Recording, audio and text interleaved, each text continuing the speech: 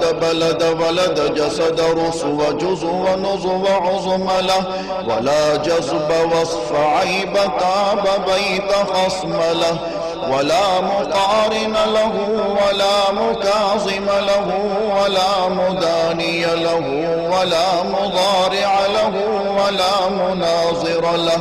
ثم نشهد أن لا إله إلا الله وحده لا شريك له من يشرك في ذاته وصفاته وعاداته وآياته أو يتبرك بغيره من نبي وولي وتقي ونقي ونسيم